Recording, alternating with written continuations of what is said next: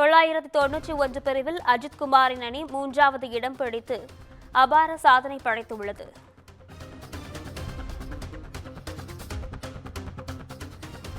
இதுகுறித்த விவரங்களுடன் இணைகிறார் எமது செய்தியாளர் அன்வர். வணக்கம் அன்வர், விவரங்கள் என்ன பதிவு செய்யுங்க. வணக்கம். துபாயில் நடைபெற்ற 24H சீரியஸ் கார் பந்தயத்தில் இந்தியா சார்பில் பங்கேற்ற அஜித்குமார் அணி 3வது இடத்தை பிடித்திருக்கிறது. 991 பிரிவில் அஜித்குமாரின் அணி 3வது இடத்தை பிடித்து அபாரமான வெற்றியை பெற்றிருக்கிறது.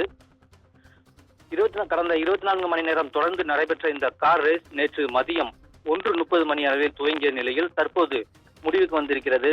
இந்த நிலையில் இந்த கார் ரேஸில் ப்ராசஸ் 992 என்கிற காருடன் அஜித்குமாரின் குழு 3வது இடத்தை பிடித்திருக்கிறது. டாப் 3யில் இடத்தை பிடித்துள்ள நிலையில் தனது வெற்றியை கொண்டாடும் விதமாக நடிகர் அஜித் தனது கையில் இந்திய கொடியை, நமது நாட்டு தேசிய கொடியை ஏந்தி அனைவரையும் சந்தித்தார். அஜித்தின் இந்த வெற்றியை ரசிகர்கள் தற்போது சமூக வலைதளங்களில் கொண்டாடி வருகின்றனர். விவரங்களுக்கு நன்றி அன்வர்.